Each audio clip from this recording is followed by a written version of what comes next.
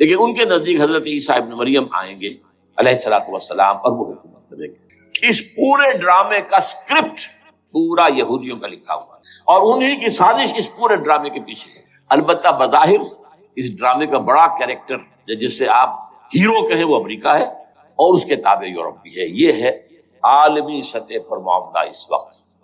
ویسے میری 2 کتابیں جو ہیں اس پر کتابچے ہیں، 4 سال پہلے میں نے اسی مقام پر 2 تقریریں کی تھی، ایک موجودہ عالمی حالات اور اسلام کا مستقبل، وہ دوسرا حصہ جو میں اس وقت نہیں چھیڑ رہا، ہوگا کیا اصل میں، جس میں یہ ہے کہ کہیں اسلامی ریاست قائم ہو، خلافت کا نظام قائم ہوگا کہاں ہوگا یہ میں بات نہیں کر رہا۔ حضرت مہدی کا ظہور ہوگا، وہ آئیں گے عرب کے اندر، پھر یہ ہے کہ وہ جو گریٹر اسرائیل کے خلاف جہاد ہوگا اور اللہ کرے گا کہ رفتہ رفتہ یہ ممالک جو ان سے لے لیے جائیں گے، یہاں تک کہ بالآخر ایک یہودی اعلان کر دے گا میں ہوں مسیح، جس کو کہ عیسائی بھی کہتے ہیں اینٹی کرائسٹ، اور یہ کہتے ہیں یہ بیپٹسٹ بھی کہ اینٹی کرائسٹ جو ہے وہ یہودی ہوگا، جبکہ کچھ عرصے پہلے بہت بڑا پروپیگنڈا ہوا تھا کہ اینٹی کرائسٹ جو ہے دجال جو ہے وہ تو مسلمان ہوگا، نہیں، لیکن وہ کہتے ہیں کہ ہوگا یہودی ہوگا، اور پھر اس یہودی کو قتل کریں گے حضرت مسیح، دی ریئل مسیح، اصل مسیح جو اٹھا لیے گئے درمیان میں، وہ آئیں گے اور ان کے ہاتھوں دجال بھی قتل ہوگا اور پھر مسلمانوں کے ہاتھوں ایک ایک یہودی ختم، پھر ایک عالمی اسلامی ریاست قائم ہوگی حضرت مسیح کے ہاتھوں، اور وہاں پر حضرت مسیح ایک حدیث میں آتا ہے 40 برس تک پوری دنیا پر ہوگا۔ بہرحال یہ دوسرا پکچر ہے جو ہمارے سامنے، میں اس وقت کی تفصیل میں نہیں جا رہا، جو ان کے سامنے پکچر ہے وہ میں نے آپ کو بیان کر دیا۔ اب اس میں تجزیہ کیجئے افغانستان پر حملے کا اصل سبب جو میں نے 2 بتایا نا، 2 لڑیاں ہیں ان کے ایجنڈے کی، ایک اسلام کہیں ظاہر نہ ہو جائے، اسلام کا نظام ظاہر نہ ہو جائے، اور ایک مسلمانوں کے مالیاتی خاص طور پر تیل کے وسائل پر قبضہ۔ اب افغانستان میں کیا ہوا ہے، یہ سارا معاملہ تھا اسلام کا راستہ روکنا، کہ یہاں تو اسلام ایک شکل دکھا رہا ہے اپنی، اور اگر انہیں موقع مل گیا یہ تو ایک ایسی ویلفیئر اسٹیٹ قائم کر دیں گے، زکوٰۃ کا نظام قائم ہو جائے گا تو اعلیٰ ترین ویلفیئر اسٹیٹ قائم ہو جائے گی، اور اگر یہاں پر جو ہے یہ ساری سزائیں نافذ ہو گئی، معاشرہ کرائم فری ہو جائے گا، لوگوں میں محبت ہوگی، مساوات ہوگی، اور یہ کہ عام لوگوں کے لیے ویلفیئر ہوگا، اور یہ سامنے نظام آ گیا تو پھر ہمارا یہ نظام کیپیٹلزم یہ کہاں رہے گا، اس کو تو منہ چھپانے کی جگہ نہیں ملے گی۔ لہذا افغانستان پر حملے کا اصل موٹیو یہ ہے۔ البتہ یہ ساتھ ہی یہ بھی تھا کہ افغانستان کے راستے سے سینٹرل ایشین سٹیٹس جو ہیں ان سے پائپ لائنیں لا کر اور وہ پھر کہیں گوادر کے آس پاس سمندر تک لائے جائے تاکہ ہم وہاں کے جو ہے ڈرین کر سکیں جو تیل اور گیس کے ذخائر ہیں سینٹرل ایشین سٹیٹس کے اندر جو مسلمان سٹیٹس ہیں، تو اس کے لیے راستہ جو ہے وہ لینا چاہتے تھے افغانستان سے۔ اب وہ جہاں تک افغانستان کا تعلق ہو تو ان کے قبضے میں ہے، جب چاہے کر لیں۔ اب پاکستان کا معاملہ جو تھا وہ جیسا کہ میں نے کہا کہ اس کا راستہ وہ رک گیا جبکہ انہیں واپس جانا پڑ گیا، لیکن انہوں نے افغانستان میں کوشش کی طالبان کے زمانے میں۔ یونیکول جو ہے ان کی سب سے بڑی جو ہے کمپنی ہے، اس نے مذاکرات کیے، وہ دیکھ کر حیران رہ گئے کہ یہ ان پڑھ، یہ ملے ملاٹے جو ہیں یہ تو بڑے ٹف بارگینر ہیں۔ اس طریقے سے پاؤں جما کر طالبان نے جو ان کے ساتھ مذاکرات کیے ہیں اور ان سے اپنی شرطیں پیش کی ہیں کہ وہ گھبرا کر بھاگ گئے۔ یہ صورتحال بھی تھی افغانستان پر قبضہ کرنے میں، لیکن یہ ہے کہ اصل کیا تھا کہ وہ اسلام کی کوئی شکل دنیا کے سامنے نہ آنے پائے جو ان کا میجر ہے۔ اسی لیے پورا عالم کفر جمع ہے، امریکہ، یورپ، روس، چین، سب جمع، بھارت تو ہی ہے، یہ سب جمع۔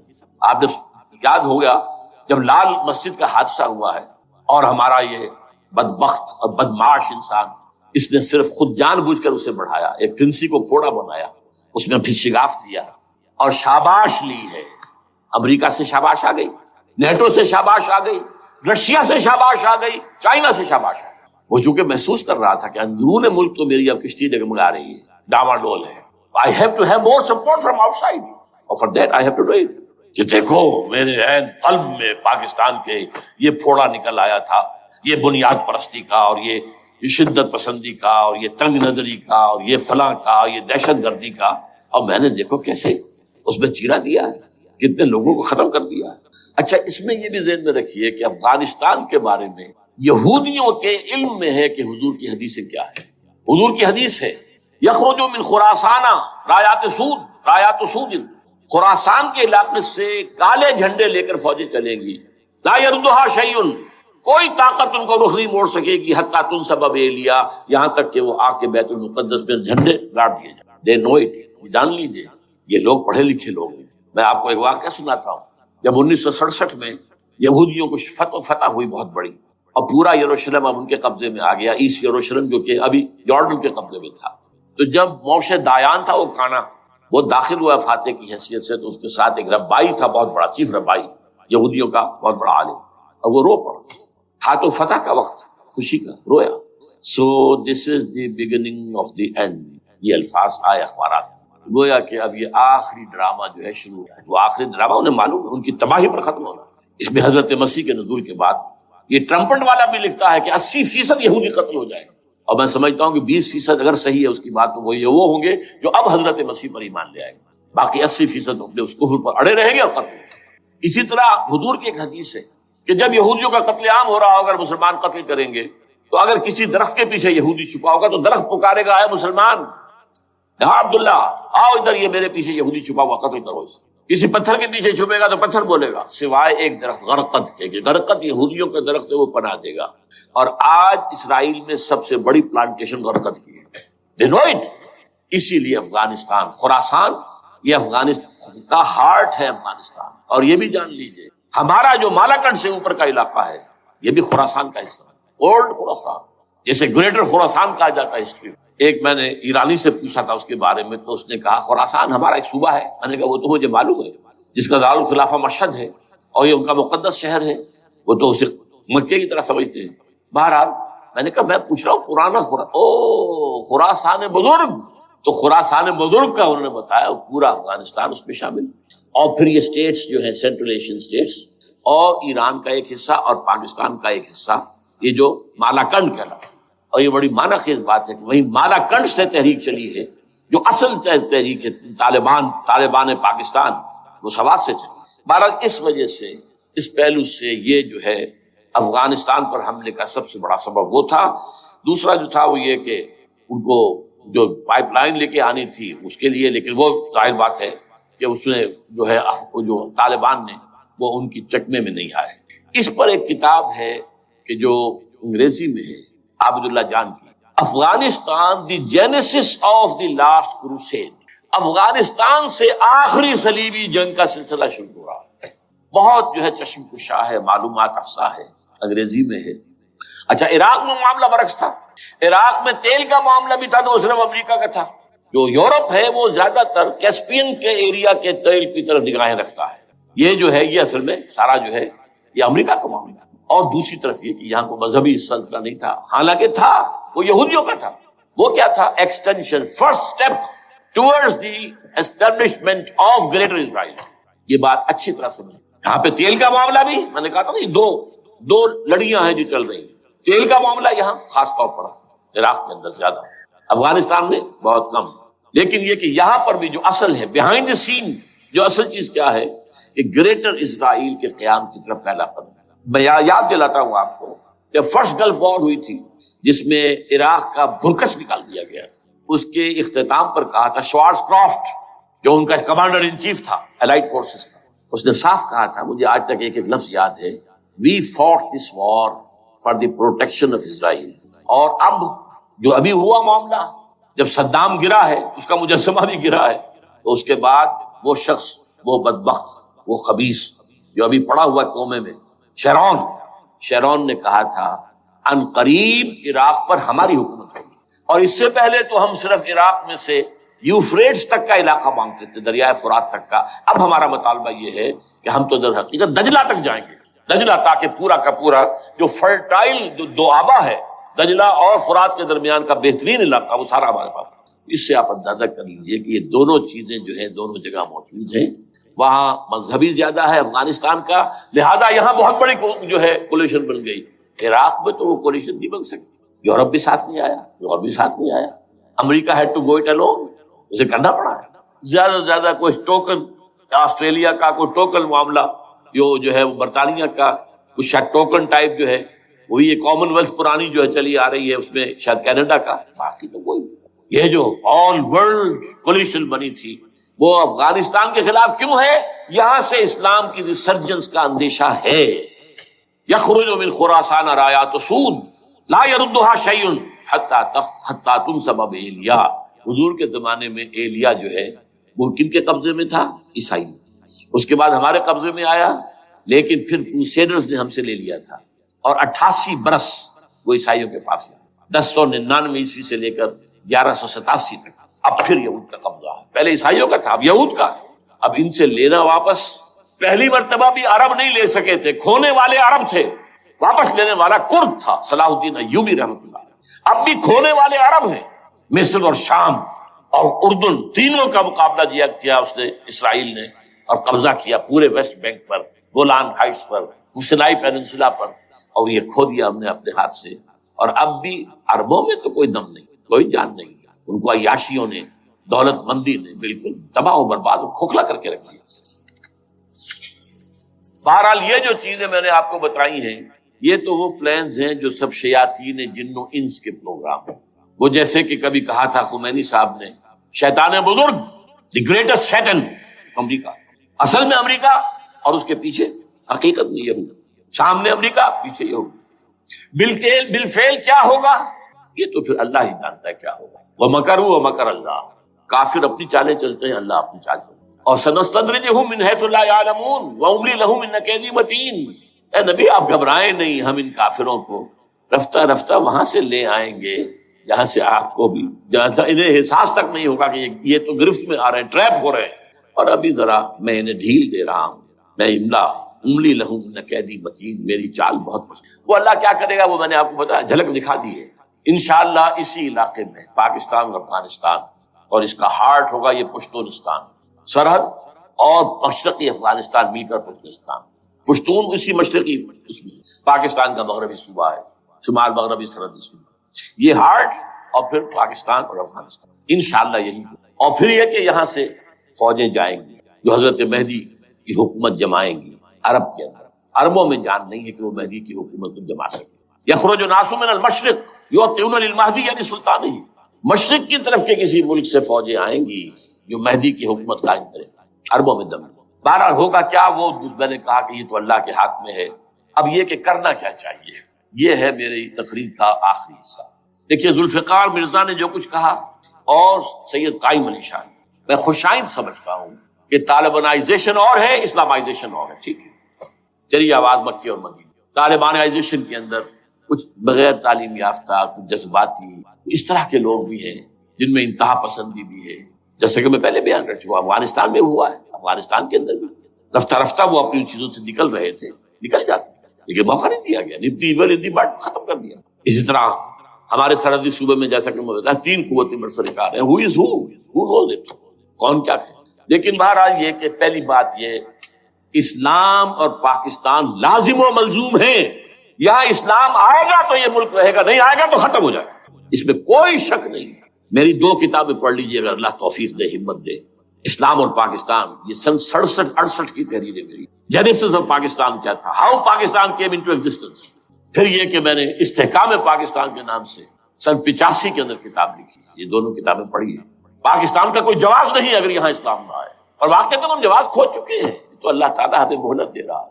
لیکن اب یہ سمجھ لیجئے یہ اللہ تعالیٰ کی طرف سے ایک خاص مہلت ہے، اور شاید آخری مہلت ہے جو ہمیں ملی۔ یہاں اسلامائزیشن نہ ہوا تو یہ ملک نہیں رہے گا۔ میں یہاں آپ کو ایک شعر سنا دوں، ہے تو ایک ایسی شخصیت کا جو کچھ کنٹروورشل بھی ہو گئی، بعد میں بدنام بھی ہو گئی۔ ایک زمانے میں جماعت اسلامی کے بڑے مخصوص کارکن تھے، وہ مولانا کوثر نیازی، انہوں نے ایک بڑا تلخ شعر کہا تھا، اسلام کو اگر تیری فضا راس نہ آئے، اے میرے وطن تجھ کو کوئی آگ لگائے۔ ہمیں اسلام چاہیے، اور اسلام نہیں آئے گا تو یہ ملک نہیں رہے۔ کوئی زرداری، کوئی نواز شریف اس ملک کی بقا کی ضمانت نہیں دے سکتا۔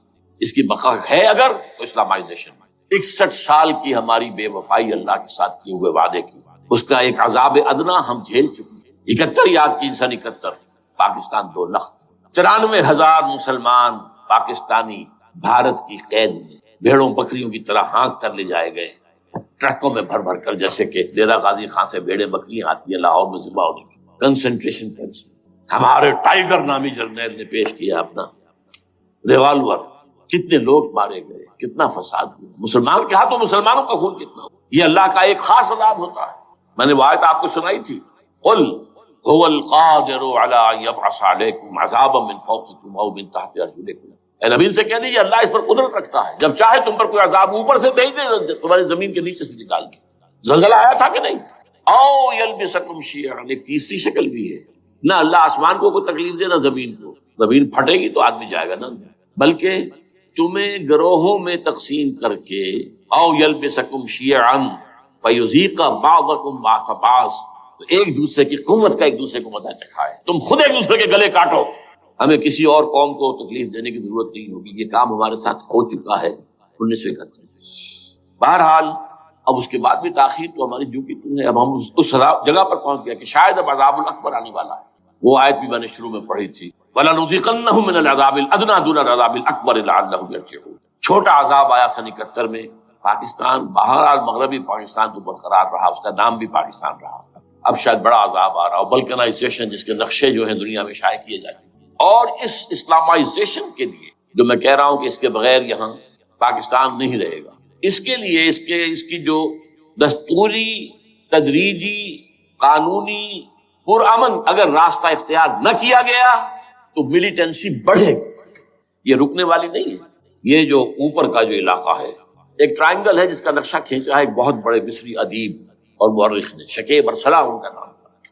انہوں نے کہا ہے کہ یہ پامیر سطح مرتفع جو ہے، پامیر جسے روف آف دی ورلڈ کہا جاتا ہے، اس سے پہاڑوں کے سلسلے نکلتے ہیں، کوئی چین کی طرف چلا گیا، کوئی تبت کی طرف چلا گیا، جو قراقرم ادھر آ گیا پاکستان کی طرف، ہمالیہ آ گیا پاکستان انڈیا کی طرف، ادھر ہندو کش چلا گیا افغانستان میں، یہ سب جیسے کہ ایک جو پہیا ہوتا ہے اس کے جو لگے ہوتے ہیں سپوکس جنہیں کہتے ہیں۔ اس نے کہا کہ ایک طرف ہمالیہ اور ایک طرف ہندو کش، اس کے درمیان میں جو قوم رہتی ہے، اب نوٹ کر لیجیے، یہ ہمالیہ کا اینڈ جو ہے مغربی، وہ کیا ہے، یہ نتھیا گلی وغیرہ اسی کا حصہ ہے، اس کے بعد ختم، دریائے سندھ بہ رہا ہے، لیکن اوپر جا کر وہ ٹرن دیتا ہے رائٹ کو، تو پھر اب وہ قراقرم اور ہمالیہ کے درمیان جاتا ہے، یہاں تک کہ انڈیا سے جو اس کا داخلے کا راستہ آ جاتا ہے۔ لیکن یہ جو ہے یہ درمیانی راستہ، یہ اصل میں ہندو کش ادھر اور ہمالیہ ادھر، اس کے درمیان جو قوم آباد ہے، اور اس ٹرائنگل کا بیس ہے مالاکنڈ کا پہاڑ، مالاکنڈ، ہمالیہ، ہندو کش۔ اس ٹرائنگل میں جو قوم آباد ہے، شکیب ارسلان کہتا ہے اگر پوری دنیا میں اسلام کی نبضیں ڈوب جائیں تب بھی یہاں کے لوگوں میں اسلام کی نبض چلتی۔ یہ وہ علاقہ جہاں سے پاکستان کے طالبان کا آغاز، جہاں سے پرامن تحریک چلی تھی، اس کا راستہ روک دیا گیا، اب وہ شدت پسندی پر آ گئے، اور یہ شدت پسندی بڑھے گی اگر آپ نے تشدد سے روکا، اگر امریکہ کے چمچے بنے رہے، اگر امریکی ایجنڈے ہی کو پورا کرتے رہے اور اپنے لوگوں کو مارتے رہے، تو جواب میں گریک چراغ حقیقت کو گل کیا تم نے، تو موج دودھ سے صد آفتاب ابھریں گے۔ یہ اب جو آ رہے ہیں، کہاں سے آ رہے ہیں آپ کے یہ خودکش حملہ آور؟ یہ وہی ان لوگوں کے رشتے دار ہیں جو امریکی بمبارڈمنٹ میں مارے گئے ہیں، کتنے ہیں جن کے بچے ختم ہو گئے، بیٹے مر گئے۔ یہ جو ہمارے ہاں ایک کمانڈوز کے کیمپ کے اوپر جو حملہ ہوا تھا اور خودکش بمبار، جس سے کہ شاید 18-19 بہترین آپ کے کمانڈوز ختم ہوئے تھے، وہ کون تھا؟ وہ خود کمانڈو تھا، اندر کوئی اور تو جا ہی نہیں سکتا تھا، یہ کمانڈوز کا کیمپ تھا، اور اس کے میس میں لوگ کوئی جا سکے، وہ خود کمانڈو تھا۔ اس کی بیٹی لال مسجد کے اندر جلی تھی۔ اب آپ اندازہ کیجئے کہ اس کے دل میں جو کھول رہا تھا اس کا جذبہ، اس نے اس کو ٹھنڈا کیا خود جان دے کر، تو جان لی۔ ادھر باجوڑ میں حملہ ہوا تھا، ادھر جو ہماری ملٹری پریڈ کے اوپر حملہ ہو گیا، تو یہ بات رکے گی نہیں۔ اور یہ ظاہر بات ہے کہ اب شمال سے لے کر نیچے تک کی بات ہے، وہاں پر بھی میں نے شروع بھی کہا تھا یہ خطرہ حقیقی ہے، غیر حقیقی نہیں ہے، وہمی اور خیالی نہیں ہے، اس لیے کہ اب جو اس علاقے سے جا رہے ہیں ہجرت کر کے کراچی، وہی ان کی جگہ ہے، وہیں پر ان کے رشتے دار ہیں، محسود ہیں، وزیری فلاں ہے، یہ ہے وہ ہے، وہاں وہ جا رہے ہیں۔ اور وہاں پر بھی ظاہر بات ہے کہ جو کچھ ہو رہا ہے افغانستان میں اور جو کچھ ہو رہا ہے شمال سرحدی صوبے میں، اس کا ایک تسلسل ہوگا۔ میں یہاں یہ عرض کر دوں آپ سے کہ تقریباً 4 سال قبل، بلکہ 4.5 سال، میں انتہائی مایوسی کو پہنچ چکا تھا کہ پاکستان کا وجود باقی نہیں رہے گا۔ میں نے یہی تقریر کی ہے 29 فروری سن 2004، اسی جگہ۔ پاکستان جواز کھو چکا، یہ اسلام کے نام پر تھا، ویئر اسلام؟ جو اسلام یہاں وہ تو بھارت میں بھی ہے، وہ تو امریکہ میں بھی ہے، وہ کہاں ہے اسلام کا سیاسی نظام، اسلام کا تعزیراتی نظام، اسلام کا کرمنل لا، اسلام کا سول لا، اسلام کے فیملی لاز کہاں بنائے تھے اس شخص نے جو فیلڈ مارشل بنا تھا، خود ساختہ، جو اس نے قوانین بنائے تھے؟ تمام علماء نے کہا تھا، تمام مکتبات کہ غلط ہے، تحریک کوئی نہیں اٹھائی، یہ ان کی غلطی تھی، کوتاہی تھی۔ جمہوریت کی تحریک میں شامل ہو گئے، اس پر کوئی تحریک نہیں چلائی۔ بہرحال وہ نظام کہاں ہے؟ وہ نظام تو قائم نہیں کیا، اس حوالے سے یہ اپنا جواز کھو چکا۔ There's no rationale ریزون دیت جسے کہتے ہیں فرینچ کے اندر، ریزون دیت کسی چیز کی ریزن، ریشنل آف ایگزسٹنس۔ اس کے بعد یہ ہے کہ پچھلے سال سے کچھ مایوسی میں کمی ہوئی۔ نمبر ایک، chief justice of Pakistan Iftikhar Muhammad Chaudhry کے اندر ہمت اللہ نے دی، وہ کھڑا ہو گیا۔ جرنیلوں کے جم گھٹے کے اندر ایک سویلین آدمی جو ہے جس درجے کا مرعوب ہو سکتا ہے آپ اس کا اندازہ کریں۔ اور اس کے بعد اسپونٹینیس موومنٹ وہ کلا انہومی شے، سوچ نہیں سکتے ہم۔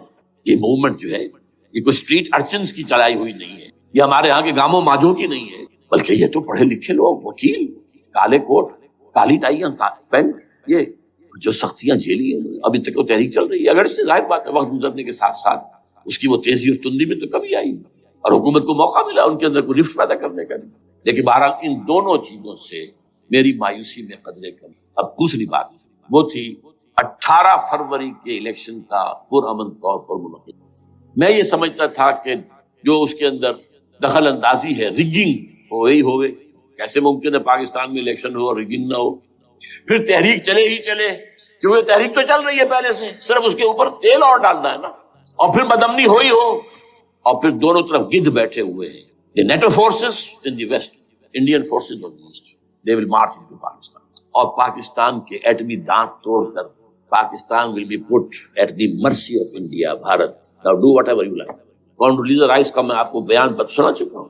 پاکستان کے مستقبل کا فیصلہ امریکہ اور بھارت بھی کرنا۔ بہرحال اب تیسری جو امید ہوئی ہے کہ کل پرسوں میں جو ہوئی ہے، کولیشن جو ہے یہ ناکام ہوتی نظر آ رہی تھی، لیکن یہ کہ صدر کے مواخذے پر یا صدر کے خلاف جو ایک کاروائی ہو رہی ہے، اللہ کرے کہ وہ پوری ہو جائے، یا اس سے بھی بہتر ہے کہ وہ خود ہی استعفیٰ دے کر دفع ہو جائے۔ بہرحال یہ کہ اس سے بھی کچھ امید کا پہلو جو ہے پیدا ہوتا ہے۔ اب یہاں اسلامائزیشن کا پرامن، تدریجی اور اسلام کا دستوری اور قانونی طریقہ کیا ہے؟ وہ طریقہ کیا ہے؟ 1949 اور 50 میں جو عمل شروع ہوا تھا، جو اس کے بعد سے آج تک جو ہے ختم ہو گیا، اس کو اثر دور شروع کیا جائے۔ دوڑ پیچھے کی طرف گردش ایام کی۔ 49 میں کیا ہوا تھا؟ قرارداد مقاصد۔ وہ گویا کہ پاکستان میں نظام خلافت کی جڑ تھی جو رکھ دی گئی تھی کہ sovereignty belongs to Allah and whatever authority we have it's a sacred امانت۔ یہ تو اصل میں استعمال کی جائے گی یہ قوت کتاب و سنت کے دائرے کے اندر۔ this is خلافہ، in essence it is خلافہ۔ خلافت کی بنیاد رکھ دی گئی۔ اس سے پہلے 48 میں سن 47 کی ایک تقریر کی وجہ سے جو غلط فہمی پیدا ہوئی تھی قائد اعظم کی 11 اگست کی، اس کا انہوں نے کراچی کے ہائی کورٹ بار ایسوسیشن میں جا کے کہہ دیا تھا۔ کچھ لوگ شرارت کے ساتھ یہ پروپیگنڈا کر رہے ہیں کہ پاکستان میں دستور شریعت پر مبنی نہیں ہوگا، یہ فتنہ ہے، غلط کہہ رہے ہیں، نفی کر دی تھی۔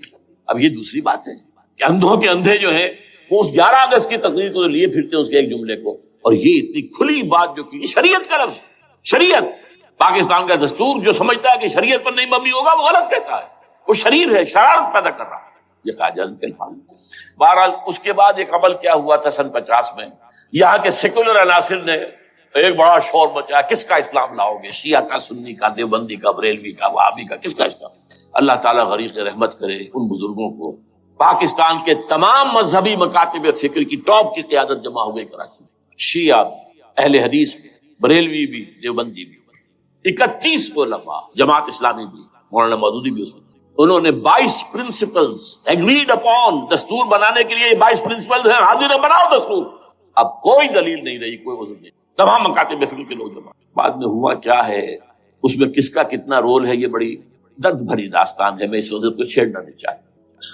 حاصل کیا ہے، وہاں سے ہمارا پروسیس ڈیریل ہوا، کچھ اپنوں کے کیے، کچھ بیرونی دباؤ۔ قرارداد مقاصد کی سزا دی گئی لیاقت علی خان کو، تم نے پاس کرائی ہے، اسے ایسے قتل کیا گیا کہ سراغ تک نہیں ملا کہ کس نے قتل۔ یہ ایسے تو نہیں ہوتا، اس کے پیچھے بڑے بڑے کریکٹرز، بڑے بڑے کردار۔ اب اس کے بعد وہ عمل کیسے شروع ہو؟ ضیاء الحق نے جو ایک ادارہ قائم کیا تھا فیڈرل شریعت کورٹ، اصولی اعتبار سے بہترین قدم۔ وہ کیا تھا؟ یہ شریعت کورٹ ہے، اس میں کوئی شخص لائے پیٹیشن کہ پاکستان کا فلاں قانون جو ہے میں ثابت کرتا ہوں کتاب و سنت کے منافی ہے، یا کورٹ سو موٹے لے لے کسی بھی معاملے کو، ایگزسٹنگ جو قوانین ہیں ان کا جائزہ لے کہ اس میں یہ پورا قانون یا اس کی یہ شق جو ہے یہ خلاف شریعت ہے، اس پر آرگومنٹ ہو، دونوں طرف کے دلائل ہوں، علماء بھی آئیں، وکلاء بھی آئیں، بحث کریں۔ شریعت کورٹ کا تو میدان ہوتا کھلا، بالآخر اگر کورٹ فیصلہ دے دے کہ ہاں یہ ایگزسٹنگ قانون یا جو قانون قابل زیر غور ہے بننے جا رہا ہے یہ خلاف شریعت ہے یا جزون شریعت کے خلاف ہے، تو وہ اسے کینسل کر دے گا اور کہہ دے گی کورٹ کہ اگر یہ مرکزی معاملہ ہے تو مرکزی حکومت، صوبائی معاملہ تو صوبائی حکومت اتنی مدت میں 3 4 6 مہینے کے اندر اندر اس کی آلٹرنیٹ لیجسلیشن کر لے، جیسے ہی مہلت ختم ہوگی یہ قانون ڈیفنکٹ ہو جائے گا۔ اصولی اعتبار سے اس سے زیادہ صحیح اسکیم کوئی نہیں سوچ سکتا، آج بھی میں قائل ہوں، لیکن یہ بدبختی تھی اس شخص کی، ضیاء الحق، اس کو بالکل غیر مؤثر کر دیا، 2 ہتھکڑیاں پہنا دی، 2 بیڑیاں پہنا دی۔ کانسٹیٹیوشن آف پاکستان آپ کے دائرۂ کار سے خارج ہے، یہ سیکریٹ کاؤ ہے، ہاتھ نہ لگانا۔ جو جوڈیشل پروسیجرل لاز ہیں، ضابطہ دیوانی، ضابطہ فوجداری، یہ بھی تمہارے دائرے سے خارج ہے۔ مالی معاملات 10 سال تک خارج، اور فیملی لاز مستقل خارج۔ انا للہ و انا الیہ۔ اب کرنے کا کام کیا ہے؟ نمبر 1، فیڈرل شریعت کورٹ کے دائرے پر جو تحدیدات ہیں، لیمیٹیشن ختم کی جائے یکسر۔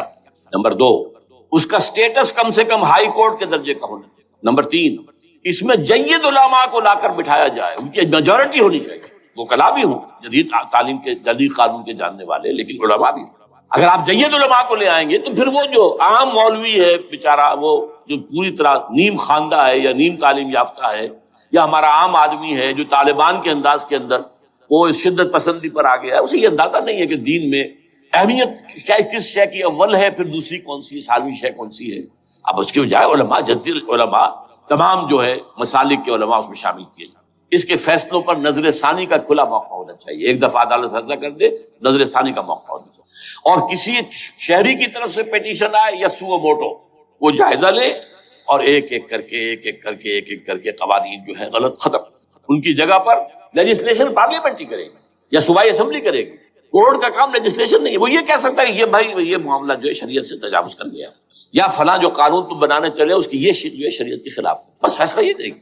ظاہر بات ہے لیجسلیشن اس کا کام نہیں، لیجسلیشن جو کرے گی آپ کی نیشنل اسمبلی کرے گی، آپ کی صوبائی اسمبلی کرے گی، لیکن وہ اس کا متبادل قانون لے آئے اور پہلا قانون ختم ہو جائے۔ اچھا، اس عرصے کے دوران جو کونسل آف اسلامک آئیڈیالوجی پر ارب روپیہ خرچ ہوا ہے، اس کی رپورٹوں کے انبار لگ گئے، کسی ایک سفارش کو بھی آج تک پارلیمنٹ میں پیش نہیں کیا گیا، اور اس میں جید علماء رہے ہیں اور تمام مکاتب فکر کے علماء رہے ہیں۔ ان کی رپورٹوں کو رفتہ رفتہ پارلیمنٹ کے سامنے لایا جائے اور ان کے ذریعے سے نئی قانون سازی کی جائے۔ اگر آپ یہ قانونی دستوری راستہ کھول دیں گے اور تجدیداً اس طریقے سے Islamization of laws of Pakistan ہو جائے تو ظاہر بات ہے کہ پھر جو دہشت گرد ہیں، دہشت پسند ہیں، جن کو آپ خطرہ کہہ رہے ہیں، خطرہ، طالبان آنند، طالبان آ گئے، طالبان آ رہے ہیں، اب ڈرو اور بچو اور مقابلے کی تیاری کرو اور اسلحہ تیار کرو، اگر یہ کام کریں گے تو پھر ظاہر بات ہے کہ وہ تو فساد ہوگا، اور فساد کا نتیجہ کیا نکلے وہ اللہ ہی بہتر جانتا ہے۔ لیکن یہ پروسیس جو میں نے بیان کیا ہے، اگر اس پر عمل ہو جائے تو یہ وہ پروسیس ہے جسے جنرل حمید گل نے کہا تھا کہ اگر ایسا ہو جائے تو یہ سافٹ ریولوشن ہوگا، بغیر تشدد کے، بغیر کسی اور کے، اگر نیت ٹھیک ہے، اور اگر یہ واقعی جیسے قائم علی شاہ نے سمجھ لیا ہے اور جیسے کہ ذوالفقار مرزا نے سمجھ لیا ہے، اسلامائزیشن اگر اس کو سب سمجھ لے، زرداری بھی سمجھ لے اور نواز شریف بھی سمجھ لے اور سب سمجھ لے، تو ظاہر بات ہے کہ پھر کسی توڑ پھوڑ کے بغیر، کسی اور بدامنی کے بغیر، کسی تشدد کے بغیر اسلامائزیشن یہاں ہو جائے تو سب کے دل خوش ہو جائیں گے، اور یہ سارا جو بھی تشدد ہے، یہ دہشت گردی ہے، اس کے راستے بند ہو جائیں گے۔ اگر ایسا نہیں کرتے تو غیر تعلیم یافتہ یا نیم تعلیم یافتہ، جن کو کوئی پورا تصور نہیں ہے، نہ دنیا کے حالات کا علم ہے، نہ شریعت کے جو اصل مصادر اور منابع ہیں، اصل سورسز، ان تک رسائی ہے، بس کچھ چیزیں سن رکھی ہیں، یہ تو معلوم ہے انہیں کہ داڑھی رکھنی ہے، سنت ہے، لیکن یہ کہ یہ فرض تو نہیں ہے بھائی، پھر اس کی کوئی خاص مقدار تو معین نہیں ہے، یہ تو نہیں جانتے۔ ویڈیوز ہیں، آڈیوز ہیں، ان میں گانے ہیں، اس میں آپ کو معلوم ہے کہ عریانیت ہے، جو بھی ویڈیوز ہیں وہ تو ان کو جلائیں گے ان کی دکان میں۔ آپ تعلیم دے رہے ہیں لڑکیوں کو، وہ جانتے ہیں جو تعلیم آپ دینا چاہتے ہیں، آپ تو ڈانس کو کی تعلیم کو بھی وہاں پر نافذ کر رہے ہیں، آپ نے تو تعلیم کا شعبہ ہی دے دیا اسماعیلیوں کے ہاتھ میں، لہٰذا ان کا تو رد عمل ہوگا، ہوئے۔ اس کا راستہ اگر روکنا ہے تو اس پروسیس سے جو میں نے بیان کر دیا ہے، جس کو میں بیان کر رہا ہوں نہ معلوم کب سے، نواز شریف صاحب، ان کے والد میاں محمد شریف صاحب مرحوم، اور شہباز شریف صاحب اور عباس شریف صاحب چاروں میرے پاس آئے تھے، 2 دفعہ آئے تھے، اور میں نے یہ ترمیمی بل پیش کیا تھا جس کے آئٹم میں نے آپ کو گنوا دیے، بہرحال نہیں کیا کچھ نہیں، لیکن یہ کہ اگر یہ نہیں کریں گے تو یہ کہ دوسری طرف یہ سمجھ لیجئے اس وقت پاکستان کے دینی مدرسوں میں شدید تحریک چل رہی ہے. لال مسجد یہ ایک سمبل بن چکا ہے، یہ ایک علامت ہے، اور یہ ملیٹنسی کی طرف بہت بڑی تعداد میں، خاص طور پر جو طالب علم ہیں عربی مدارس کے، طالبان کی سورس یہی تو ہے نا، یہی تھے جن سے کہ افغانستان میں طالبان ابھرے تھے اور یہیں سے پاکستان کو ابھر رہے. ان کے اندر شدید لہر ہے اور کوئی بہت بڑا فساد ہو گیا اگر خدا نہ خواستہ تو that will be the end of Pakistan. اس سے بچنا ہے تو وہ راستہ اختیار کریں جو میں نے بیان کرا، جو میں سال سے بیان کر رہا ہوں. دستور کا ترمیمی بل بنا کر دیا ہے، اسے عام بھی کیا ہے. البتہ اس عرصے میں ظاہر بات ہے کہ ہم کیا کریں گے، ہمارا کوئی پروگرام کسی ملیٹنسی کے رہ جانے کا نہیں ہے، ہم اسے مفید نہیں سمجھیں بلکہ مضر سمجھیں. یہ کاؤنٹر پروڈکٹیو. ہمارے سامنے پروگرام کیا ہے؟ سے نکاتی پروگرام، بڑے پیمانے پر دعوت ایمان بذریعہ قرآن. نمبر 1، میری تمام سرگزشت کھوئے ہوئوں کو جستجو، میری سرگزشت جو ہے 50 سال سے اسی میں ہے، قرآن کو پڑھنا، پڑھانا، سیکھنا، سکھانا، عام کرنا. اور الحمدللہ ایک بڑی ٹیم تیار کر دی ہے اللہ کے فضل جو یہ کام کر رہی ہے. دعوت ایمان بذریعہ قرآن، اور جو ایمان واقعتاً لے آئیں جس کا ثبوت ہوگا شریعت پر عمل، جس چیز پر عمل کیا جا سکتا اور نہیں کرتے تو آپ مجرم. ہاں ظاہر بات ہے اس سے ایک حصہ ایسا ہے جس پر آپ عمل نہیں کر سکتے جب تک کہ نظام نہ بدل جائے. چور کا ہاتھ میں نہیں کاٹ سکتا، آپ نہیں کاٹ سکتے، لیکن جتنے پر عمل ممکن ہے اس پر عمل. ایسے لوگوں کو آرگنائز کیا جائے. بیعت کا نظام، مسنون نظام، قرآن میں معصور، مسنون، منصوص، یہ سارا نظام اس کی بنیاد. ایک آدمی کا، وہ آدمی کہے کہ بڑھو تو بڑھو، وہ کہے کہ رک جاؤ تو رک جاؤ. نمبر 3، ان لوگوں کا تزکیہ ہے. اور میں بتا چکا ہوں تزکیہ اور تربیت. تزکیہ کس بات کی؟ کوئی امنگ، کوئی ولولہ، کوئی مقصد، کوئی تمنا دل میں نہ رہے سوائے اللہ کی رضا. حکومت مطلوب نہ ہو، اقتدار مطلوب نہ ہو، مال و دولت مطلوب نہ ہو، اللہ کی رضا اور آخرت کی فلاح. ہر تمنا دل سے رخصت ہو گئی. حضرت مجذوب کا مصرع، اب تو آجا، اب تو خلوت ہو گئی، اے اللہ تو آجا میرے دل میں، میرے دل سے ہر تمنا نکل چکی ہے. خلوت ہے. اور تربیت کس کی؟ کہ تیاری ہو جائے اس بات کی کہ تن من دھن سب لگا دیں، جان بھی دے دیں گے جب موقع آئے. چوتھا کیا کہ جب تک یہ تعداد کافی نہ ہو، یہ نہیں ہے کہ 150 آدمی لے کر کسی ایک جگہ پر کسی لال مسجد کو ہم مرکز بنا کر بیٹھ جائیں، نعرہ لگا دیں. گیر جماعت، اور وہ بھی معتدل تعداد پہ، وہ جب تک نہیں ہوتی تو ہم یہی 3 کام کریں گے. دعوت ایمان بذریعہ قرآن، تنظیم بذریعہ بیعت، مسنون بیعت، تزکیہ اور تربیت کرتے رہیں گے. بانشہ درویشی در ساز دمادم زن، یہی کام کرتے رہو. نو ملیٹنسی، نو الیکشنز. لیکن جب تعداد کافی ہو گئی تو ایک منظم اور پرامن مطالباتی اور احتجاجی تحریک، توڑ پھوڑ نہیں، گھراؤ جلاؤ نہیں، جیسے گاندھی نے شروع کی تھی، نمک بناؤ تحریک، سول ڈس اوبیڈینس. لیکن کسی نے کوئی توڑ پھوڑ نہیں کی تھی. اپنے سر ان کے پھوٹے ہیں بڑے سے بڑے لیڈروں کے، مولانا ابوالکلام آزاد اور پنڈت جواہر لال نہرو کے سر پھٹے. 1000 لوگ جیلوں میں گئے، انہوں نے کسی کو کچھ نہیں کیا. کسی کا نقشہ ایرانیوں نے دکھایا، 20,000 سے لے کر 30,000 تک جانے دے دی، ہتھیار نہیں اٹھایا. اس لیے کہ ہتھیار نہیں استعمال کرو گے تو اوپر جو حکومتیں ہیں ان کے پاس تو بے تحاشا فوج ہے، ان کے پاس ٹینک ہے، ان کے پاس ہوائی جہاز ہیں، ہیلی کاپٹرز ہیں، گن سے بھرے ہیلی کاپٹرز ہیں. کیا نہیں ہے؟ پرامن، منظم، مطالباتی اور احتجاجی تحریک. اللہ کرے کہ ہمیں اس کے لیے جو مہلت درکار ہے وہ مل جائے. ہمیں معلوم نہیں کہ کہیں وہ مہلت ختم ہی نہ ہو رہی ہے، لیکن اگر ہم آخری سانس تک اس کام میں لگے رہیں گے تو انشاءاللہ اللہ تعالیٰ کے ہاں ہم معذور قرار پائیں گے. اللہ تعالیٰ جو ہے ہمیں درگزر ہم سے فرمائے گا کہ جو کچھ میں کر سکتا تھا اللہ میں کرتا، آخری دم تک کرتا. اگر یہ ہے تو اپنی تو کامیابی ہے، باقی کیا ہوتا ہے ملک کا میں کچھ نہیں کہہ سکتا، اللہ بہتر جانے. اقول قولی ھذا واستغفر اللہ لی ولکم ولسائر المسلمین والمسلمات.